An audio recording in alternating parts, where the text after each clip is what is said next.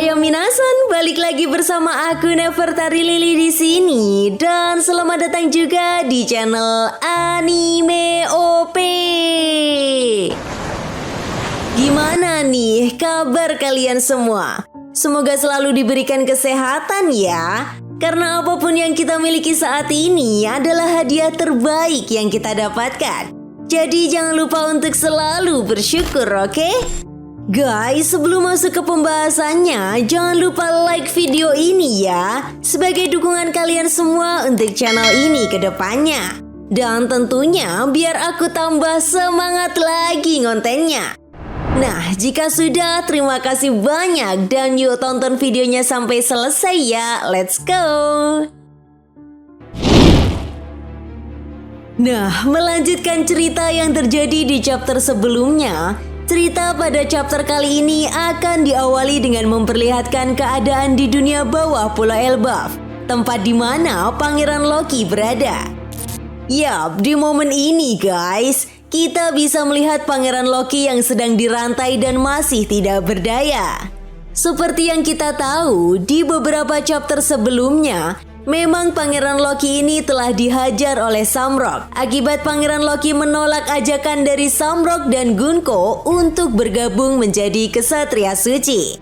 Bahkan kita bisa melihat sendiri kan bagaimana sadisnya Samrock saat menghajar Pangeran Loki.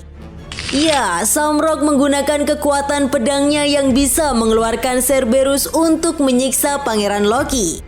Namun menariknya, tepat di momen ini kita bisa melihat Pangeran Loki yang mulai tersadar, meskipun Pangeran Loki juga terlihat masih begitu kesakitan. Di momen ini juga guys, Pangeran Loki lalu mengatakan bahwa dirinya bertekad akan membalas semua tindakan yang dilakukan oleh Samrock. Bahkan Pangeran Loki juga menegaskan dia juga akan menghabisi Shanks jika dirinya bertemu nanti. Setelah itu dalam sebuah halaman ganda kita bisa melihat Pangeran Loki yang terlihat sangat marah dan berteriak sangat keras. Bahkan kita bisa melihat adanya gemuruh yang menghasilkan getaran yang sangat gila loh. Sementara itu di sisi lain, lebih tepatnya di hutan Elbaf, kita bisa melihat beberapa raksasa misterius yang mendengar teriakan dari Pangeran Loki tersebut. Sehingga di momen ini juga, para raksasa itu pun penasaran dan bertanya-tanya sebenarnya apa yang sedang terjadi dengan Pangeran Loki. Di sisi lain, kita juga diperlihatkan suasana di Desa Matahari, tempat di mana para raksasa dan kelompok bajak laut topi jerami sedang mengadakan pesta. Nah, di tengah-tengah pesta tersebut, mereka semua pun terlihat terkejut setelah mendengarkan teriakan dari Pangeran Loki. Bahkan Dori dan Brogy sampai mengatakan bahwa ada sesuatu hal yang buruk yang terjadi kepada Pangeran Loki. Sementara itu Jarul juga mengatakan bahwa jarang sekali Pangeran Loki sampai berteriak seperti ini. Jarul juga menambahkan bahwa teriakan Pangeran Loki tersebut merupakan teriakan amarah yang pernah dia dengar sebelumnya di Kastil Aurus saat bertarung dengan Pangeran Loki 6 tahun yang lalu guys. Sementara itu di sisi lain, Usopp yang terlihat panik pun kemudian mengatakan, apakah Pangeran Loki telah bebas? Hajrudin lalu menjawab, sangat mustahil Pangeran Loki bebas dari rantai batu laut. Kalaupun dia bebas, artinya ada seseorang yang telah membebaskannya. Setelah itu cerita lalu beralih dan membawa kita ke Tanah Suci Marijoa, lebih tepatnya ke ruang otoritas Gorosei. Nah, di sini guys, kita bisa melihat para Gorosei yang sedang membahas misi dari Kesatria Suci di Pulau Elbaf. Tepat di momen ini juga, Gorosei Garling mengatakan kepada Gorosei yang lainnya bahwa misi dari Kesatria Suci di Pulau Elbaf kali ini akan berhasil.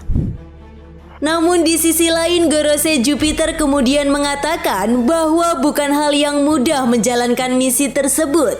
Apalagi saat ini kelompok bajak laut topi jerami pun sedang berada di Pulau Elbaf.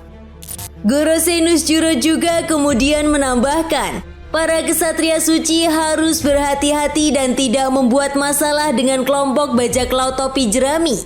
Karena jika mereka terlihat konflik dengan kelompok bajak laut topi jerami, hal tersebut akan membawa masalah dengan pemerintah dunia. Sementara itu, Gorose Mars juga mengatakan bahwa dirinya setuju dengan pendapat dari Gorose Nuzjuro karena menurutnya pemerintah dunia saat ini belum siap untuk melawan kekuatan Nika milik Luffy. Apalagi setelah melihat insiden yang terjadi di Pulau Egghead beberapa waktu yang lalu. Di sisi lain, Gorose Warkuri juga menegaskan akan ada waktunya untuk melawan para pemberontak. Karena saat ini pihak pemerintah dunia sedang berusaha membuat energi kuno tiruan yaitu Mother Flame. Yap, seperti yang kita tahu ya guys.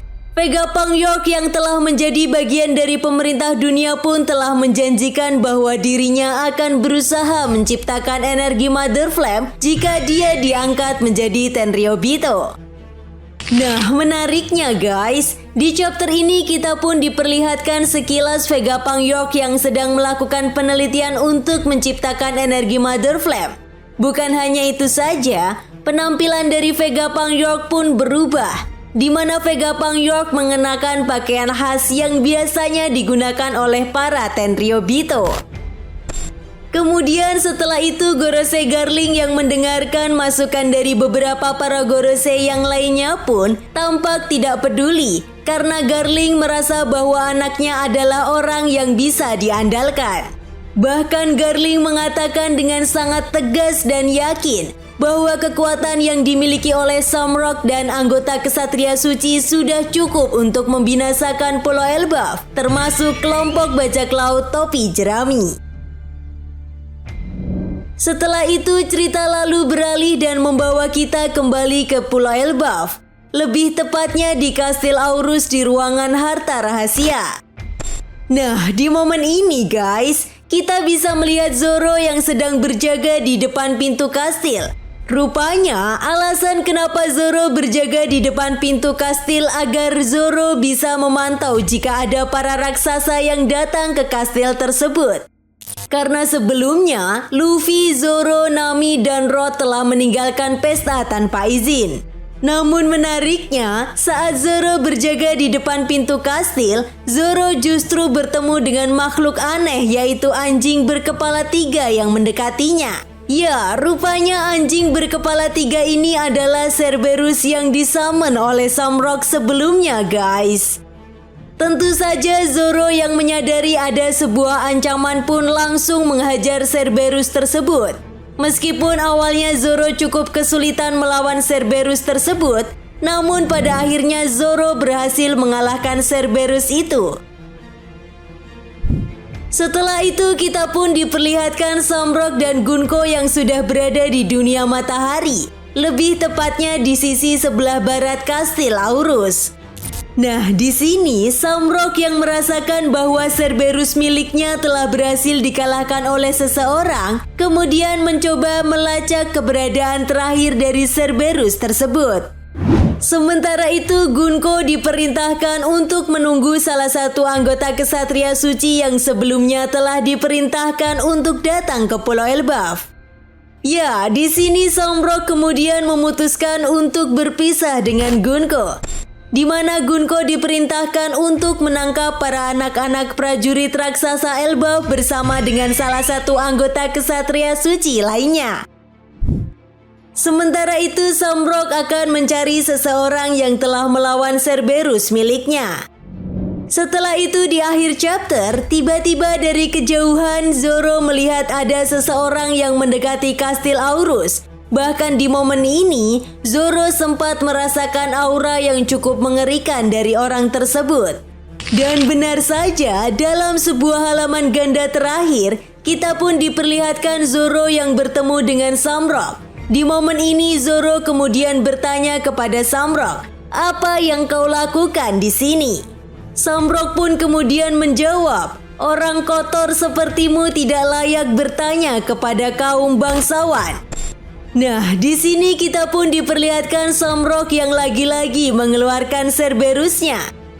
Namun menariknya sambil tersenyum, Zoro langsung mengeluarkan kedua pedangnya untuk bertarung melawan Samrock. Chapter pun kemudian ditutup dengan memperlihatkan Samrock yang langsung menyerang Zoro tanpa ampun. Sementara itu Zoro terlihat mencoba menahan gempuran serangan dari Samrock. Oke, kayaknya cukup segini dulu ya guys pembahasan kita kali ini tentang analisa apa yang akan terjadi ke depannya di chapter 1140. Nah, jika kalian punya pendapat lain, silahkan tulis pendapat kalian di kolom komentar ya. Dan sampai jumpa lagi di pembahasan berikutnya. Bye-bye.